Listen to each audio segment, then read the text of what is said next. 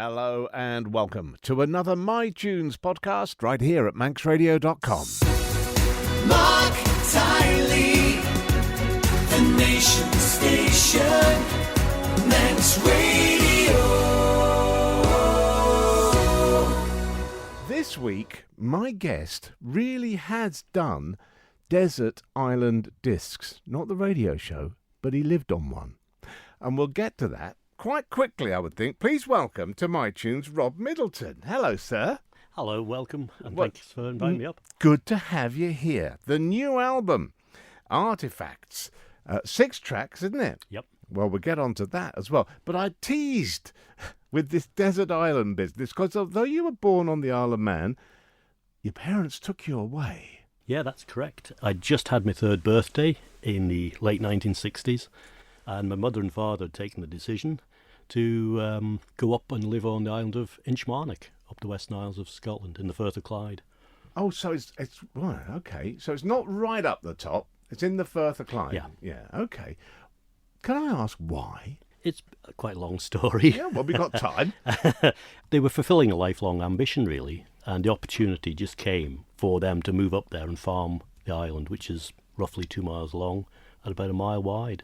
And they decided to take the family up there and put the roots down and farm it. And was it a tenancy? Yeah, we had it on a rolling 20-year lease. And tell me again, how many people were there on the island? Just you guys? Yeah, the population was 8. At any one time, it would be 8. 8? Yeah. I can't imagine it. I really can't imagine it. Were you lonely? No, not really. As I say, I was very young when we got there, so I grew up and the island was home, and you just adapt to the surroundings. Looking back now, obviously, we're surrounded with people all the time. You kind of miss people on a day-to-day basis, but back then, no, you just accept it. And how long were you there for? How many years? Roughly 20 years, thereabouts. Good. So you ended up being part of the farming world there, very much so. Yeah, we farmed it. It was an arable farm, so it was full on, lots of work to do, and of course everything that had to come and go had to be transported by boat. Yeah. So, it was a different sort of time, but a great place to grow up. Absolutely fantastic. And how did it come to an end? We decided in the late 1980s that it was time to move on. None of us were getting any younger, as it were. So we then started to rent another farm on the adjacent island, and so gradually moved off then. And that opened up other opportunities to meeting people, so a bit of social outlet. And with the weather back then being so unpredictable, it just meant that life was getting a bit easier for everybody. And when did you get back here? I came for a week's holiday in August 1987. And it's been a long week. Yeah. Did it feel like coming home? Or I guess as you were only 3 when you left, maybe it didn't. No, we'd been down a few times on holidays because my mother's had relations down here in Douglas, and we used to stay with them. But there's something special about the Isle of Man. It sort of draws you back. People ask, are you Scottish, are you English, are you Manx? I consider myself an islander because I've always lived on islands. Yeah, there's something about them. Yeah, I get that. Yeah. Let's have your first piece of music. What's it going to be? Well, it was a real headache trying to sort out 4 pieces of music from a lifetime. But this one will always take me back to walking around the south end of Inchmarnock after a particularly bad storm. I don't know where I'd heard this piece of music because music wasn't really around us in our environment that much. But this will always take me back to walking around the south end of Inchmarnock. It's got to be Fleetwood Mac, Go Your Own Way. Loving you isn't the right thing to do. How can I ever change things that I feel? If I could, maybe I'd give you my word. How can I, when you won't take it from me? You can go your own way. Go your own way.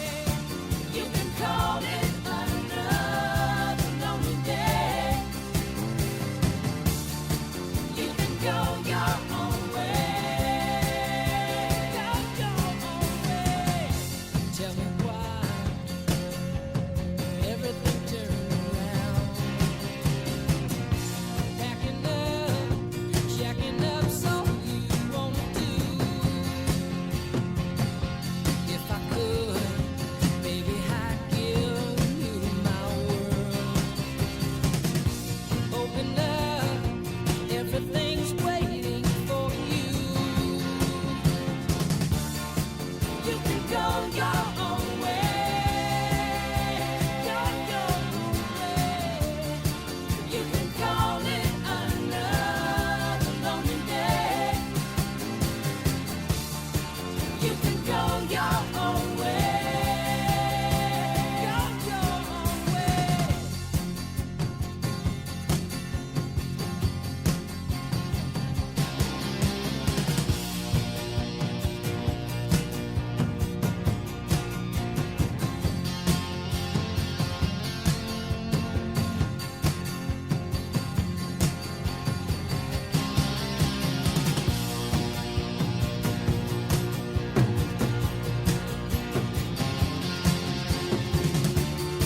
You can go your own way.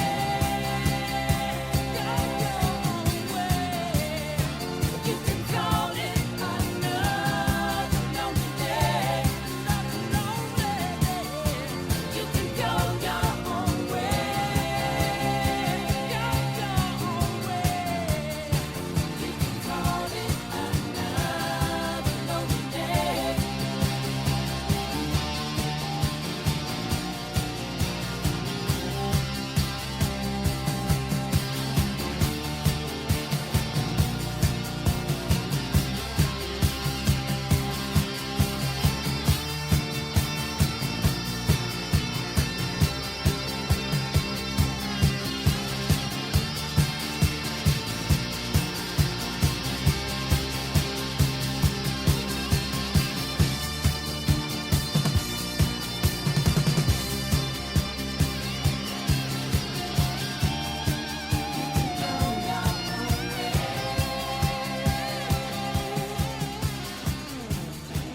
If you were listening yesterday, you'd have heard how my guest, Rob Middleton, was taken away at the age of 3 with his parents and family. Off they went to an island and pretty much stayed there for 20 years or thereabouts, a bit more even. But I want to know, Rob, how did you get into music? Because as you said, you wouldn't have gone down the local folk club because there wasn't one. How did it all happen? Ooh, that is a good question. For my 11th birthday, I received a mandolin, a little bluegrass mandolin, and through friends of people we knew, I had just a handful of mandolin lessons to play bluegrass mandolin. So that sort of gave me an outlet then to start listening to a bit more bluegrass music on the little cassettes, you know, the little C180s and all that sort of thing, and trying to learn bluegrass mandolin. And then that progressed to trying to play the guitar a little bit. My sister had bought a guitar, and over the years it went from a 6-string down to a 5, down to a 4. So I learned on a 4-string guitar, and that's my excuse. So yeah, I was into music, and my brother, him and I, we used to write some quite interesting sort of short songs. But yeah, they were all right, actually. But it had always been my ambition whilst walking around that someday I was going to try and make a record just with the sort of influences that were around my environment, from the west coast to the sounds of the breaking waves and the farming community and the sort of tough exposure to life out on islands. I wanted to try and create that into some sort of music. But then, as I say, we moved off Inchmarnock and I ended up coming down here, and we were out one night and met this girl and settled down, and we've been married ever since. And it's been quite a long story, but music and wanting to make music's always been in my background. And did you form a collection of musicians here? Did you get together with people here? Was that really when it started to build? No, it was just an absolute coincidence, really. Our cooker broke down, basically, and we had to get somebody in to repair it. And we were advised to get a gentleman called Paul Kringle down to sort out our cooker. Whilst he'd done that, he spotted the guitar and the mandolin in the corner of the house, and we got chatting about music, and he invited us along to the folk clubs. And after a few months of sitting around, I thought I'd really want to have a go at this. And yeah, that's how I got my foot sort of in the door of the music scene. And a lot of people were very, very patient, because to begin with, you know, it's all a learning curve. It's an absolute learning curve. I don't know what people are always made of it, but there was enough encouragement coming back to carry on. I think it's true for everybody. When you start, you're nervous as anything. You played it so well when you were at home, and then you go out there to the folk club and it all falls apart a bit, and then you get better. I think it's the same for all of us, to be honest. Yeah, I think it's a learning curve, Yeah. and I think a lot of people don't always take the positives away even from the negatives, and they don't always understand that actually you're going to have setbacks along the way, and people are going to come out with some pretty odd comments, but that's life. And if you take them too hard on the chin and pack up, you don't know what your potential might have been. So No. I've plodded on, and I've been very fortunate enough to meet the right people at the right time. And yeah, we've got this 6-track album out at the moment. So Oh, we're going to talk about the album tomorrow, but for now, we're going to get a bit rocky. Tell us about your second choice. Well, this might come as a surprise to the people who know me from the music scene or bowls or my love of history and metal detecting and things like that, because they always think I'm a bit maybe quiet, you know. But I just had a birthday at some stage when we'd up on the island, and I'd been given a little Sony Walkman, you know, the 2-battery job, and I'd also got given this album. Every time I hear this song, to me, I'm rowing between the 2 islands across to the next village. You're just sitting in the boat, ready for those opening bars, and off you go. So this is it, really. Just takes me back to a moment in my life. It's ZZ Top, Give Me All Your Lovin'.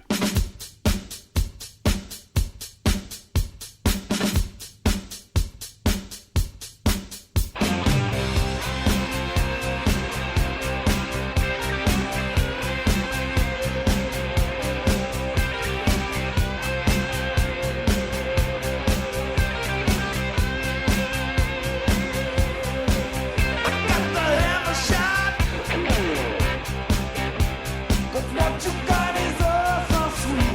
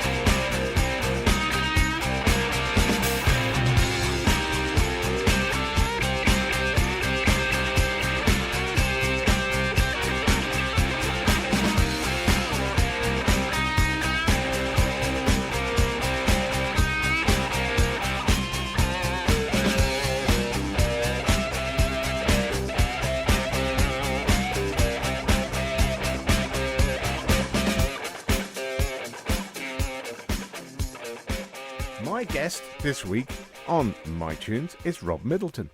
He's been on a desert island for a long time. He knows all about thinking how to plot a song and taking inspiration from nature around him. He's got a new album out, 6 tracks on Artifact. How long, Rob, has this been in the making, brewing, so to speak? A little while. This is actually the third little album or EP Yes. that we've done. And I was fortunate enough to be introduced to a guy who has done a wonderful job engineering, producing, playing, mixing it, sorting out my music. And I've got to say mega thanks to Simon Harvey with his wonderful skills of wizardry and all that sort of thing to produce what I go in with a few ideas and some songs and the lyrics and the melody, and then we turn out this at the end. The first one we did was called The Longest Day, and there's a few more references to Scottish islands and island living and that side of things. And that then led on to Sea Serpents, which is a really nice piece of instrumental music, which hopefully sometime in the new year will be coming out as another project. And then we did Big Fields, and each time we've done that, the songs have progressed with the project of the 4 albums. The songs have got better, the production's got better, my approach has got better, and Simon's had the patience of a saint to teach us a few skills, because when I went in, I was pretty kind of raw doing this. But you listen, you take advice, and you move on, and you take the negatives and you push on forward. And so finally, it's been a sort of a stepping stone effect. These albums are slowly but surely getting better, I think. I mean, I remember the very first one coming out, and we are where we are now. And I think the songwriting is like any art form. You hone it. You listen to other people. You go back to what you wrote when you were younger. Doesn't mean they're not good, but maybe you've got a different way of approaching the structure of a song and where you put certain things and where you want to emphasize the chorus or whatever it might be, a certain line. I used to help people, young musicians. I said, go and listen to Carole King's Tapestry and then rethink everything, because every one of her songs on that album stands out on its own merit, and it tackles each issue or each subject so beautifully. And I think you're achieving a lot of that with Artifacts, because you are giving us a taste of each emotion in that album. Well, that's a very fair comment, because I think music is such a big part of people's lives, either consciously or subconsciously. And as you grow up, obviously your experiences in life change. You meet different people, you're thinking about things in a different way, and you're trying to always improve your songwriting, your lyric writing, how you set about the setup of it. And I've learned so much.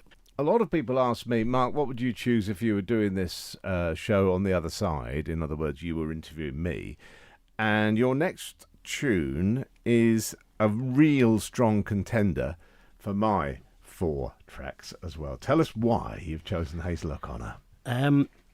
Just every so often, you come across a song or you hear a song out of context, if you know what I mean, and it just stops you in your track. You have to stop the car. You have to stop whatever it is you're doing and listen to it. And I remember the first time I heard Hazel O'Connor and Will You, and I just thought it was just such a beautifully constructed piece of music, and ending with that saxophone, which is just amazing. So when we came to do Artifacts, I thought, I'm going to have a saxophone in here, and we brought Sue Harrison in to play on one of the tracks, which we'll come to. And the saxophone is such a wonderful instrument. It's so full of emotions. It's got light and shade in there. It's just a wonderful instrument. But Hazel O'Connor, when she did this track, I don't know if she realised just how iconic it really is. It was just at the end of the sort of punk era, so you got Toyah and all the sort of pop punk, as it were. They were just sort of fading out. But this sort of drew a line underneath punk for me, because it had that sort of feel to it. But just a wonderful, wonderful piece of music.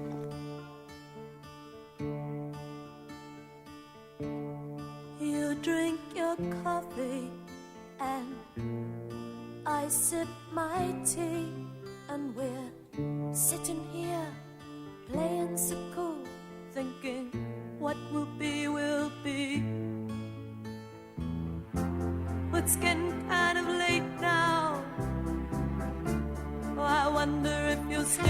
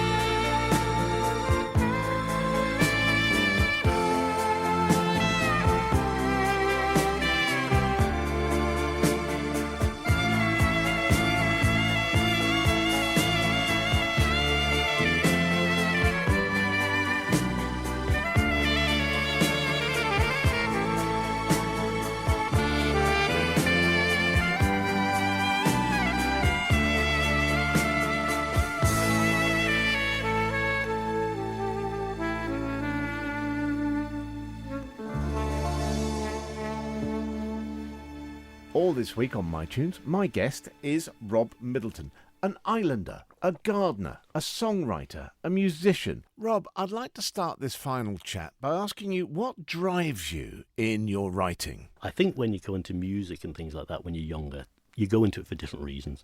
As we mature, as age and years go on, you're not in it for the fame or the fortune side of things. I think if you just wrote one song in your career, which somebody then can associate with the time in their life or whatever it happens to be in their life, and so they can look back on, oh, that song takes you there, then that's a result. That's all. It doesn't get better than that, does it? You know, that's true of what the song we played, about the song we played yesterday, Will You, Hazel O'Connor, because that just stands up. And you say Hazel O'Connor, everyone will say, Will You? Straight back to you. Yeah. And just, I mean, there's loads of other material, but that is the essence of that era for me. It just defines it. You mentioned Sue Harrison, lovely musician, love her to bits. Who else has been helping you out on the album? Well, Simon, Yeah. and myself, and we've sort of kept it to that. So Simon's done an awful lot of the drum sequences, the bass, setting the whole thing up really. So yeah, hats off to Simon. People have been so encouraging with this project all the way along. I say Paul Reynolds. In the early days, it was Dickie Kelly and other people like that. They've always encouraged me along to their gigs. So, would you like a slot? And it's not easy for people to sit and listen to new music because most people go to listen to things that they know or can hum along to or tap their feet or whatever. I would love to be able to do cover versions of other people's songs, but I can't do it.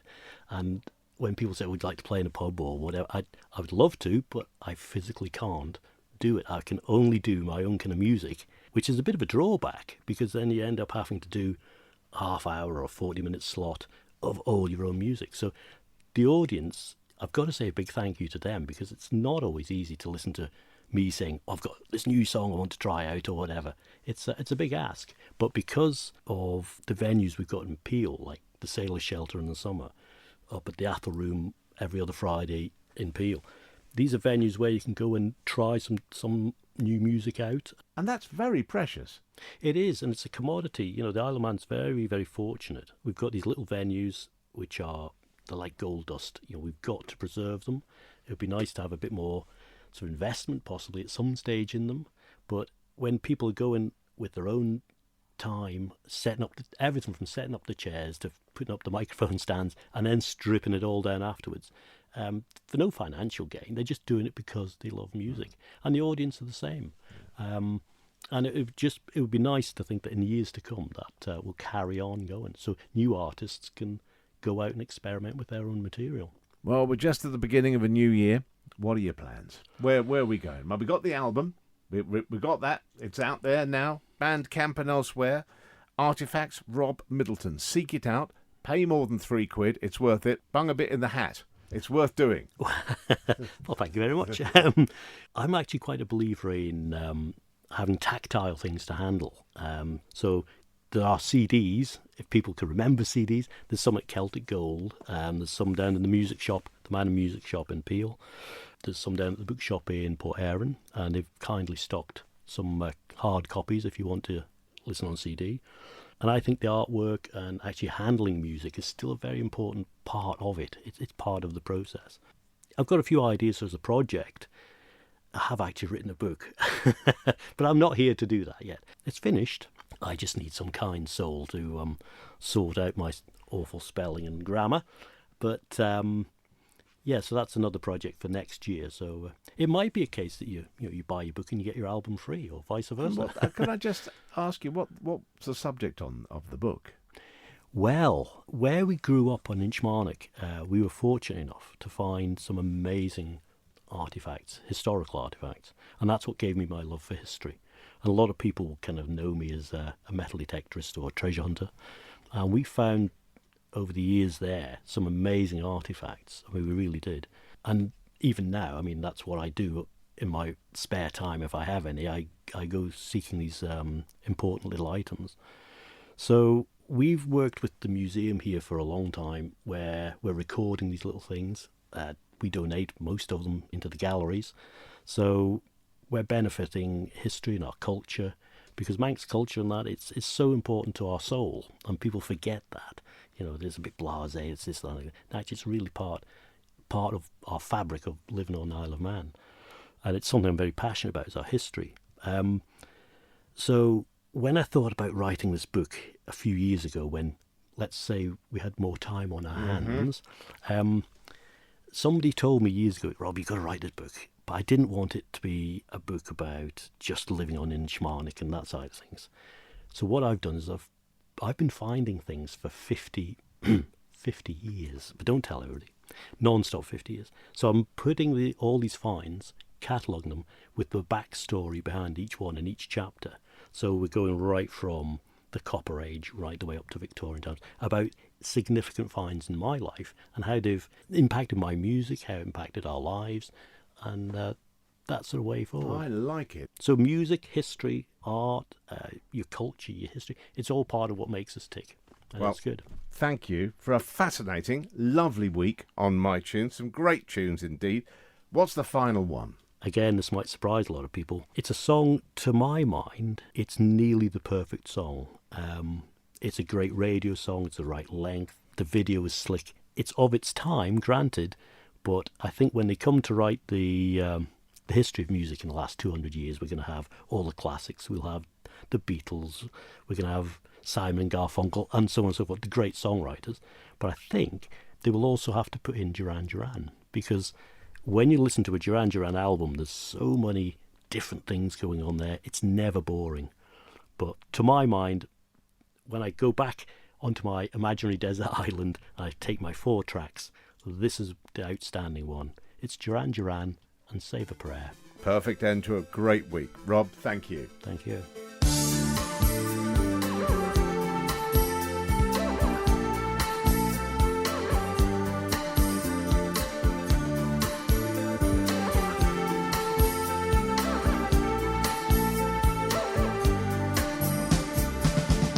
You saw me standing by the wall, corner of a main street, and the lights are flashing on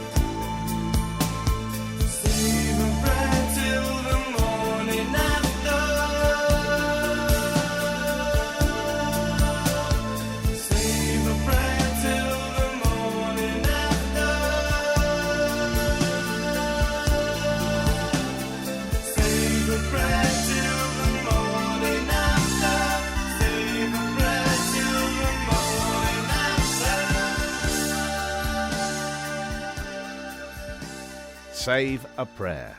Duran Duran, chosen for us by my MyTunes guest all this week, Rob Middleton. And that new 6-track album is available now. You'll find it on Bandcamp and in some local stores. It's called Artifacts and well worth a listen. Thank you for joining me, Marc Tyley. Do pop back for the morning show when you can, 9:30 until 12, Monday to Friday, Manx Radio.